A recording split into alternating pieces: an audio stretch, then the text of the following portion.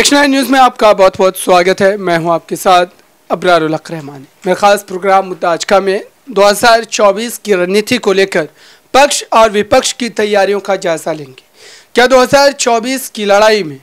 फिर से एक बार इंडिया गठबंधन अपनी स्थिति को स्पष्ट कर पाएगा? क्योंकि जब से पटना में उस बड़ी बैठक के बाद इंडिया गठबंधन नाम की चर्चा हुई और फिर उसके बाद ही लगातार आप कह सकते हैं कि बीजेपी इस नाम के इर्द गिर्द राजनीति करनी शुरू कर दी और अब कई दलों को जोड़े जाने की बात हो या फिर उन दलों को कहीं ना कहीं जो है इंडिया गठबंधन से अलग करने की बात हो, इस पर बीजेपी और खुद इंडिया गठबंधन भी काम कर रहे हैं। लगभग 26 दलों के साथ 17-18 जुलाई को जो बेंगलुरु में एक बैठक हुई इंडिया गठबंधन की, उस गठबंधन की बैठक के बाद बीजेपी को ये बात समझ में आ गई कि अभी जो एक संख्या है इनके साथ, वो संख्या अगर 2024 तक बनी रह जाती है तो ये कहीं ना कहीं राजनीतिक रूप से एक बड़ी चुनौती के रूप में उभर कर सामने आएगी। और यही वजह रही कि प्रधानमंत्री नरेंद्र मोदी समेत भाजपा के तमाम दिग्गज बड़े नेता उसी दिन शाम को जो है एनडीए की भी बैठक बुला लेते हैं। अब इससे मामला जब आगे बढ़ता है, अजीत पवार को लेकर के जिस तरीके की शंकाएं पहले से जताई जा रही थी, ठीक वही चीज़ें देखने को मिली और वो एकनाथ शिंदे सरकार का हिस्सा बनते नजर आए और अब तलवार शरद पवार पर भी लटकी हुई है। यही तमाम बड़े सवाल है। और क्या इसके बाद भी उद्धव ठाकरे, नीतीश कुमार या फिर और चेहरे ऐसे हो सकते हैं, अरविंद केजरीवाल, जो इंडिया गठबंधन का साथ छोड़ एनडीए या फिर अलग थलग अपनी राजनीतिक राह जो है वो इख्तियार कर सकते हैं? मेरे साथ प्रांशी मौजूद है इस मुद्दे पर बात करने के लिए। इस वक्त अब जो अगस्त के महीने में ही इंडिया गठबंधन की बैठक को लेकर के तमाम खबरें चल रही है, मुंबई में ये बैठक होनी है और मुंबई में ही वो बड़ा राजनीतिक खेल हुआ है, तो आपको क्या लग रहा है कि वाकई क्या इंडिया गठबंधन को जो बनाया गया, नीतीश कुमार जो कन्वेनर रहे, क्या उनकी ये तमाम मेहनत आने वाले दिनों में रंग लाएगी और क्या 2024 में वाकई एक बड़ी चुनौती बनकर के उभरेगी? देखिए, फिलहाल देखा जाए अबरार 2024 को लेकर जो दावे किए जा रहे हैं इंडिया गठबंधन की तरफ से, हालांकि यहाँ पर सीटों में बढ़ोतरी जरूर देखने मिल सकती है इन 26 राजनीतिक दलों में, लेकिन जो सर्वे रिपोर्ट सामने आए हैं उन पर देखा जाए तो एक बार फिर से 2024 में मोदी लहर ही देखने को मिलेगी। प्रधानमंत्री एक बार फिर से नरेंद्र मोदी ही बनते हुए नजर आएंगे। लेकिन इस दौरान ये भी देखा गया है कि राहुल गांधी की लोकप्रियता काफी बढ़ गई है, तो विपक्ष की तरफ से अगर राहुल गांधी को आगे किया जाता है तो कहीं ना कहीं शायद यहाँ पर आशंकाएं बढ़ती हुई नजर आ सकती है। लेकिन नीतीश कुमार जिस तरीके से दावे कर रहे हैं, अब देखते हैं कि आने वाले वक्त में क्या वाकई में अपने दावों पर वह सफल होते हुए नजर आते हैं। क्योंकि फिलहाल यहां पर देखा जाए शरद पवार को लेकर यहां पर यह कहा गया है कि उद्धव ठाकरे राहुल गांधी से जल्द ही बातचीत करेंगे। जिस तरह से एनडीए में शामिल होने की उनकी खबरें सामने आई हैं, उसके बाद शरद पवार को 2024 के लोकसभा चुनाव से अलग किया जा सकता है। तो ऐसे में देखा जाए महाराष्ट्र की सियासत में जिन्हें चाणक्य कहा जाता है शरद पवार को, अगर उन्हें साइडलाइन किया जाता है तो वाकई में यहां पर 26 राजनीतिक दलों की जो रणनीतियां हैं वो बदलती हुई नजर आएगी। और इसके बाद यही देखना होगा कि अगर शरद पवार वाकई में साइडलाइन किए जाते तो आखिरकार इनका अगला अहम फैसला क्या होता है और शरद पवार को साइडलाइन रखकर आखिरकार मोदी सरकार को किस तरह से चुनौती देगा महागठबंधन। लेकिन शरद पवार की अगर हम चर्चा कर रहे हैं तो ये भी बात समझने वाली है कि दरअसल शरद पवार ने बीते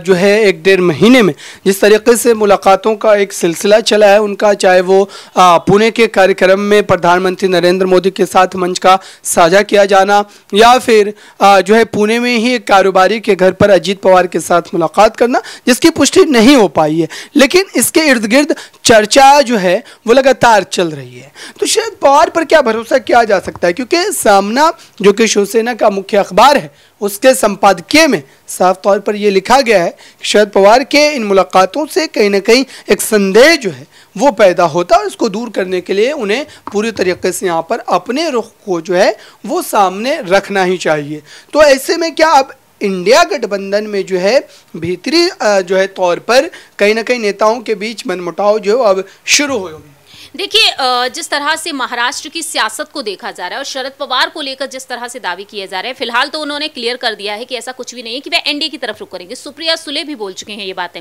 अब यहाँ पर बातें जिस तरह से निकलकर सामने आई, जैसा आपने कहा कि इंडिया महागठबंधन में क्या वाकई में दरार आना शुरू हो चुकी है अभी से, तो आपको ये भी बता दें कि उत्तर प्रदेश से जिस तरह से सपा प्रमुख अखिलेश यादव अपनी बात रख रहे हैं, तो अखिलेश यादव का कहना हाल ही में अपने एक इंटरव्यू में रहा है बसपा के साथ गठबंधन को लेकर कि अब उन्हें चुनाव में में स्थिति स्पष्ट चाहिए। और उन्होंने कुछ ऐसे संकेत दिए हैं कि बसपा अगर उनके साथ गठबंधन करना चाहे तो जुड़ सकती है। लेकिन बसपा से देखा जाए, जो मायावती हैं वह साफ तौर पर कहती हैं कि लोकसभा, विधानसभा, कोई भी चुनाव हो वो गठबंधन नहीं करेंगे। लेकिन कांग्रेस की तरफ उनका झुकाव देखने को मिलता है। तो अगर कांग्रेस भी बसपा को साथ लाती है या फिर यूं कहा जाए समाजवादी पार्टी साथ में लाती है, तो यहां पर देखने वाली बात यह होगी कि अगर बसपा सुप्रीमो मायावती खुद आना चाहती हैं तो आखिरकार बाकी के तमाम राजनीतिक दल उन्हें स्वीकार करेंगे या फिर नहीं, क्योंकि मायावती का एक अलग ही रुख है। तो इससे कहीं ना कहीं देखा जाए गठबंधन में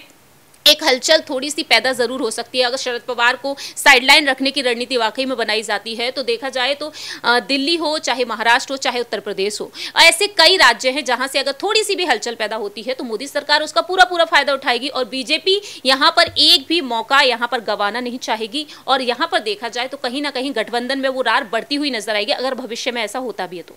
बिल्कुल जो है शरद पवार को लेकर के स्थिति इस वक्त जो है साफ होती नजर नहीं आ रही है। और लौटते हैं अब जो है उत्तर प्रदेश की सियासत की ओर, क्योंकि उत्तर प्रदेश से कोई बड़ा चेहरा इस वक्त इंडिया गठबंधन का हिस्सा जो है नज़र नहीं आता है। क्योंकि अब देखिए मायावती और कई ऐसे बड़े चेहरे हैं जो उत्तर प्रदेश में लगातार कई दशकों तक राजनीति में जो है अपने सिक्का को जमाए रखे हैं, और ऐसे चेहरों का इस गठबंधन का हिस्सा नहीं बनना, क्या इससे उत्तर प्रदेश में इंडिया गठबंधन को एक भारी नुकसान उठाना पड़ सकता है? क्योंकि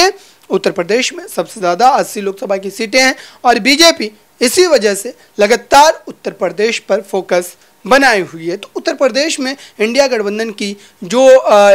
भविष्य की जो सियासत या सीटें जीतने का जो इम्कान है वो कितना है? देखिए, फिलहाल देखा जाए लोकसभा सीटों पर रुख किया जाए तो इसमें स्थिति यही नजर आ रही है कि कुछ सीटों में बढ़ोतरी ही देखने को मिलेगी इंडिया महागठबंधन की तरफ से, कुछ राजनीतिक दलों में ही। लेकिन बीजेपी यहां पर देखा जाए बाजी मारती हुई जरूर नजर आ सकती है। लेकिन इसके बाद जो लोकसभा चुनाव होंगे अगले 5 सालों के बाद, उसके बाद स्थिति बदलती हुई नजर आएगी। लेकिन फिलहाल तो यहाँ पर जो नतीजे दिख रहे हैं वो बीजेपी खेमे की तरफ ही नजर आ रहे हैं। बिल्कुल जो इन तमाम बातों को चर्चा करने का सीधे तौर पर मकसद यही था कि इंडिया गठबंधन को लेकर जो चर्चाएं चल रही है या फिर जिस ढंग से लगातार इसको लेकर के कई बड़े सियासी दावे किए जा रहे हैं, चाहे वो सत्ता पक्ष की तरफ से हो, विपक्ष की तरफ से हो, इन तमाम बातों में कितनी हकीकत है और क्या अब जो इंडिया गठबंधन की बड़ी बैठक मुंबई में होने जा रही है, इस बैठक में अब क्या सीटों को लेकर के चिंतन मंथन होगा, क्या सीटों को तय किया जाएगा और किस पार्टी को किन किन राज्यों में कितनी कितनी सीटें मिलेंगी, ये काफ़ी ज़्यादा पेचीदा खेल नजर आता है। लेकिन उसके बावजूद भी दावे यही किए जा रहे हैं कि इस पर जो है फैसला जल्द से जल्द लिया जाएगा, जो अब मुंबई में बड़ी बैठक होने वाली है। तो देखते हैं कि अब इस पूरे मामले पर जनता जो है क्या फैसला सुनाती है, क्योंकि अब तक 2024 को लेकर के जो माहौल बनना था वो बन रहा है और लगातार 24 के चुनाव को लेकर तमाम राजनीतिक सरगर्मियां जो है वो भी तेज हो चुकी है। इस खास रिपोर्ट में बस इतना ही। जुड़े रहिए ताज़ा तरीन खबरों के लिए नेक्स्ट 9 न्यूज़ के साथ।